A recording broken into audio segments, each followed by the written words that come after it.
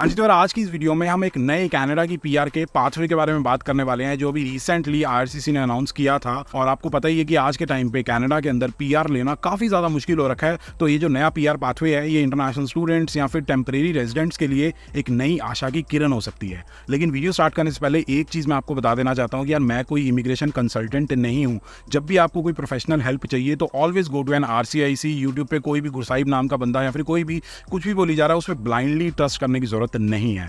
Now without wasting any more time, इस pathway के बारे में बात करते हैं। Let's get started with this video। अब यार इस प्रोग्राम के बारे में बात करने से पहले आपको ये पता होना चाहिए कि भाई टीयर कैटेगरीज क्या होती हैं। तो बेसिकली कनाडा के अंदर जितनी भी जॉब्स होती हैं, जितनी भी ऑक्यूपेशंस होती हैं, उनको गवर्नमेंट ने टोटल 6 कैटेगरीज के अंदर डिवाइड किया हुआ है। Tier 0, tier 1, tier 2, tier 3, tier 4 और टीयर 5। टीयर 0 के अंदर आती हैं मैनेजमेंट वाली जॉब्स। टीयर 1 के अंदर आती हैं प्रोफेशनल जॉब्स, जिसके अंदर आपको एक डिग्री की जरूरत पड़ती है। टीयर 2 और टीयर 3 के अंदर आती हैं टेक्निकल जॉब्स या फिर स्किल्ड ट्रेड्स वाली जॉब, जिसके अंदर आपको कॉलेज डिप्लोमा या फिर एक ट्रेनिंग की जरूरत पड़ती है, प्रोफेशनल ट्रेनिंग की। टीयर 4 के अंदर आती हैं इंटरमीडिएट जॉब्स, जिसके अंदर आप स्कूल में पढ़ाई कर लो और आप जॉब स्पेसिफिक ट्रेनिंग ले लो तो आप वो कर सकते हो। और टीयर 5 के अंदर वो वाली जॉब्स आती हैं जो कि जनरल लेबर वाली जॉब्स होती हैं। जॉब ज्वाइन करो, आपको थोड़े टाइम के लिए ट्रेनिंग दी जाएगी और आप काम करना स्टार्ट कर दोगे। तो इस तरीके से सारी की सारी जॉब्स को डिवाइड किया गया है। और अगर हम इमिग्रेशन पाथवेज की बात करें कि अगर ब्रॉडली देखा जाए तो किस किस तरीके से आप कनाडा की पीआर ले सकते हो, तो सबसे पहला तो तरीका है अटलांटिक इमिग्रेशन पायलट। तो बेसिकली जो अटलांटिक प्रोविंसेस हैं जैसे कि नोवा स्कॉशिया, न्यू ब्रुंसविक वगैरह, तो वहां पे आप इस पायलट प्रोग्राम के अंडर अपनी पीआर ले सकते हो। तो इसके अंदर अगर आप टीयर 0, 1, 2, 3 या फिर 4 कैटेगरी के अंदर जॉब करोगे तो आपकी पीआर हो सकती है अगर बाकी की रिक्वायरमेंट्स को फुलफिल करोगे।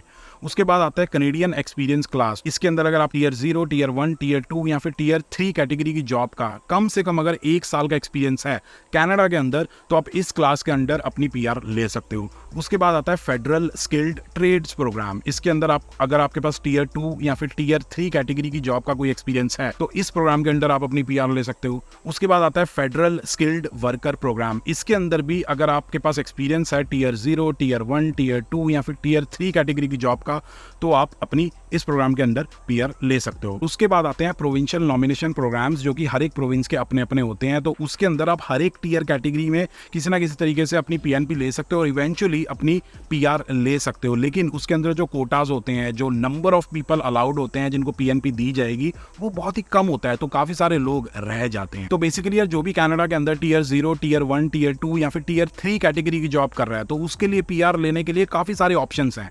लेकिन जो लोग टीयर 4 या फिर टीयर 5 कैटेगरी की जॉब कर रहे हैं, जैसे कि किसी रिटेल स्टोर के अंदर एसोसिएट हो या फिर किसी रेस्टोरेंट के अंदर आप एज अ सर्वर काम कर रहे हो, इस टाइप की अगर जॉब्स कर रहे हो या फिर जनरल लेबर की भी जॉब कर रहे हो, तो उनके लिए पीआर का कोई हिसाब किताब नहीं था। इसकी वजह से कनाडा के अंदर प्रॉब्लम क्या आ रही थी, जो भी एम्प्लॉयर्स है ना, उनको अपनी वर्क फोर्स को स्टेबलाइज करने में दिक्कत आ रही थी, क्योंकि लोग जॉब छोड़ के चले जा रहे थे। क्योंकि अगर कोई इंटरनेशनल स्टूडेंट आता है, वो किसी वॉलमार्ट या फिर किसी रिटेल स्टोर के अंदर या फिर किसी रेस्टोरेंट के अंदर एज ए सर्वर काम करता है या फिर एज ए नॉर्मल एसोसिएट काम करता है, जिसकी कैटेगरी टीयर 4 या फिर टीयर 5 है, तो उसको टेंशन होती है कि मेरे को पीआर लेनी है। तो इवेंचुअली थोड़े टाइम वो काम करके अपने पैसे वैसे इकट्ठे करके वो टीयर 0, 1, 2 या फिर 3 कैटेगरी की जॉब लेने की कोशिश करता है, ताकि उसकी कनाडा के अंदर पीआर हो जाए और वो बन जाए पक्का कनाडा वाला। तो गवर्नमेंट ने इसलिए इस समस्या का समाधान निकाला है कि हम एक ऐसा प्रोग्राम लॉन्च कर देते हैं या फिर एक ऐसा इमिग्रेशन पाथवे लॉन्च कर देते हैं जिसके अंदर आप टीयर 4 या फिर टीयर 5 कैटेगरी की जॉब कर रहे हो, तब भी आप कनाडा के अंदर अपनी पीआर ले सकते हो। अब इस प्रोग्राम की डिटेल्स में जाने से पहले मैं आप लोगों को एक बहुत ही बढ़िया चीज के बारे में बताना चाहता हूँ। तो बेसिकली अगर आप एज एन इंटरनेशनल स्टूडेंट या फिर पीआर लेके या फिर वर्क परमिट पे भी कनाडा की प्लानिंग कर रहे हो,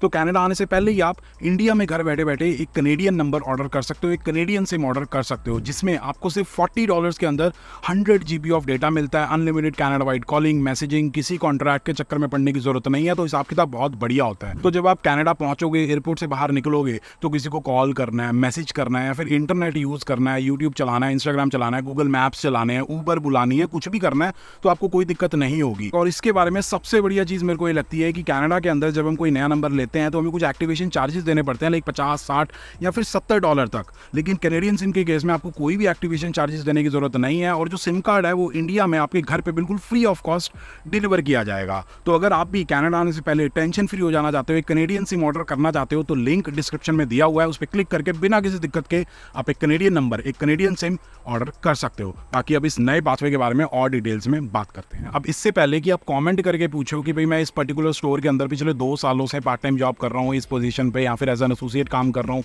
या फिर यहाँ पे मैं ऐसी जॉब कर रहा हूँ, मेरे को पिछले 3 साल हो चुके हैं जब से कनाडा में आया हूँ एज ए स्टूडेंट, तब से मैं काम कर रहा हूँ मेरी पीआर इस प्रोग्राम के अंडर हो पाएगी या नहीं हो पाएगी। तो बेसिकली फिलहाल कनेडियन गवर्नमेंट ने या फिर आईआरसीसी ने एग्जैक्ट जो एलिजिबिलिटी क्राइटेरिया होने वाला है, जो रूल्स एंड रेगुलेशंस होने वाले हैं इस प्रोग्राम के लिए, वो भी नहीं बताया है कि क्या हिसाब किताब होने वाला है, कितना आपको एक्सपीरियंस चाहिए होगा, कितना आपको आइल्स का स्कोर चाहिए होगा, क्या सिस्टम रहेगा, वो अभी बिल्कुल भी बताया नहीं है। बस इतना बताया कि भाई ये प्रोग्राम आने वाला है, फॉल 2024 तक आपको थोड़ी चीज़ें पता लग जाएंगी कि भाई क्या सिस्टम होने वाला है। थोड़ी सी रिसर्च करके मेरे को ये पता लगा है कि जो सीईसी कैटेगरी है ना एक्सप्रेस एंट्री के अंदर, तो उसी तरीके से एक नई कैटेगरी बन रही है, मतलब सीईसी जैसी ही होगी, जिसमें टियर 4 या टियर 5 की अगर आप जॉब कर रहे हो, मे बी आपके पास कैनेडियन एक्सपीरियंस हो 1 साल का या फिर 2 साल का, तो उस प्रोग्राम के अंडर आप अपनी पीआर अप्लाई कर सकते हो। तो ऐसा होगा और आइल्स की कुछ रिक्वायरमेंट रहने वाली है, डेफिनेटली होगी। और ऐसा भी हो सकता है कि कुछ पर्टिकुलर जॉब्स अगर आप कर रहे हो तो ही आप इस प्रोग्राम के अंदर अपनी पीआर ले सकते हो। तो ये होगा, लेट्स से क्या होता है आने वाले टाइम में पता लग जाएगा। लेकिन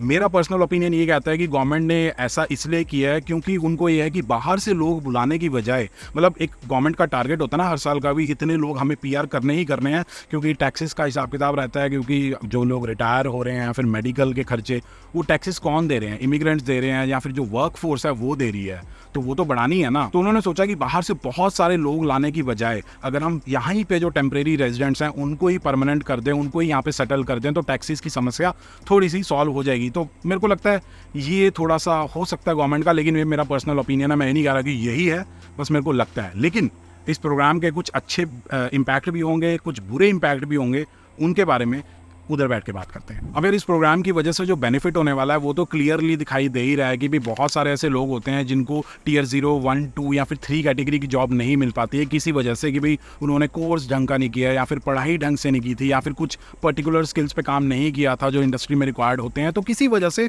उनको वो जॉब्स नहीं मिली। और काफ़ी सारे ऐसे लोग होते हैं जो अपनी होम कंट्री से एजुकेशन लोन लेके यहाँ कनाडा में आए होते हैं और अपना वर्क परमिट वगैरह खत्म होने के बाद उनको अपनी होम कंट्री में वापस जाना पड़ता है जस्ट बिकॉज उनको पीआर नहीं मिली। तो वो पीआर ले पाएंगे, यहाँ पे सेटल हो पाएंगे, लोन लेके आए हैं तो वो उतार पाएंगे और जो भी अपने सपने वो पूरे कर पाएंगे। तो थोड़ा सा लोगों को बेनिफिट होगा, पीआर लेना थोड़ा सा इजी हो जाएगा।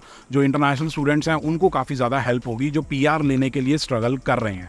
लेकिन इसका एक नेगेटिव इम्पैक्ट भी है। तो बेसिकली यार अगर इंटरनेशनल स्टूडेंट्स को मद्देनजर रखते हुए बात करें तो इस प्रोग्राम का मेरे को एक बहुत ही बड़ा नेगेटिव इम्पैक्ट दिखाई देता है। मतलब आपको क्या लगता है कमेंट करके ज़रूर बताना। लेकिन मेरे को ये लगता है कि पहले क्या होता था, अगर कोई स्टूडेंट है वो कनाडा आता है अपनी पढ़ाई करते हुए, अगर कोई नॉर्मल सी पार्ट टाइम जॉब ढूंढ लेता है किसी स्टोर के अंदर, किसी रेस्टोरेंट के अंदर, कहीं गैस स्टेशन पे, मतलब टियर 4 या फिर टियर 5 कैटेगरी की जॉब करता है, जिसमें जनरली जो कमाई होती है, जो वेजेस होती हैं, जो सैलरी इनकम वगैरह होती है वो काफ़ी ज़्यादा कम होती है और आज के टाइम पे कनाडा के अंदर सपने पूरे करने के लिए इनफ नहीं होती है।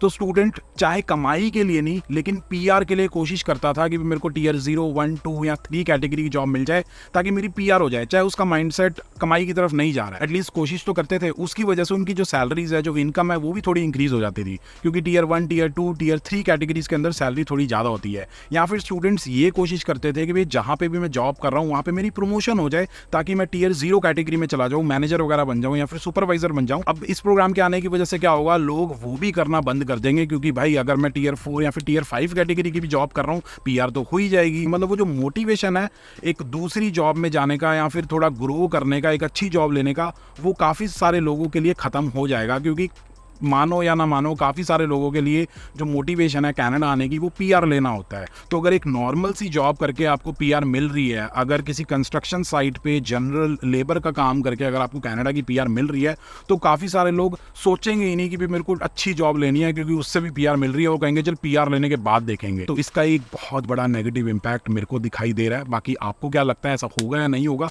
कॉमेंट करके ज़रूर बताना, क्योंकि ये तो भाई मेरा पर्सनल ओपिनियन है। और अगर आप कनाडा के अंदर ऑलरेडी एक इंटरनेशनल स्टूडेंट हो या फिर फ्यूचर में आने वाले हो तो मैं ये बोलना चाहूँगा कि यार इतना टेंशन फ्री मत हो जाना कि अब तो बढ़िया प्रोग्राम आ गया, टियर 4, टियर 5 कैटेगरी में भी जॉब कर लो, पीआर आराम से हो जाएगी, कोई दिक्कत वाली बात नहीं है। यार फ्यूचर का कुछ नहीं पता होता, कनेडियन गवर्नमेंट का कुछ नहीं पता, कौन सा प्रोग्राम रोक दे, कौन सी पॉलिसी में चेंज ले आए। और अभी ये जो प्रोग्राम है इसकी सिर्फ अनाउंसमेंट आई है, अभी कोई कॉन्क्रीट पाथवे नहीं बन गया है। तो अपना plan A, plan B, plan C, maybe plan D, मतलब सारे के सारे तरीके सोच के रखना कि अगर ऐसे पीआर नहीं हुई तो मैं ऐसे ले लूँगा। और हमेशा की तरह ये याद रखना कि अपना जो प्राइमरी फोकस है वो करियर की तरफ रखना, क्योंकि अगर करियर अच्छा बन जाता है तो सारी की सारी चीज़ें इवेंचुअली हो जाती हैं, फॉल इनटू वन प्लेस। क्योंकि सिर्फ पीआर लेके अच्छे पैसे नहीं कमा रहे तो क्या ही करोगे, क्या मजा आएगा कनाडा में रहने का। बाकी मेरी पीआर किस प्रोग्राम के अंडर हुई थी, क्या हिसाब किताब था, क्या डॉक्यूमेंटेशन थी। अगर आप एक स्टूडेंट हो कनाडा के अंदर पीआर अप्लाई करने वाले हो तो राइट वाली वीडियो जरूर चेकआउट करना, आपको सारी की सारी चीजें बहुत ही बढ़िया तरीके से समझ आ जाएंगी। और अगर पीआर शेयर हो चुकी है, घर खरीदने की प्लानिंग कर रहे हो, कैसे खरीदना है, क्या प्रोसेस है, उसके लिए लेफ्ट वाली वीडियो चेकआउट करो। बाकी अगर आप लोगों को वीडियो पसंद आई तो please like share and subscribe, and as always stay healthy and keep hustling.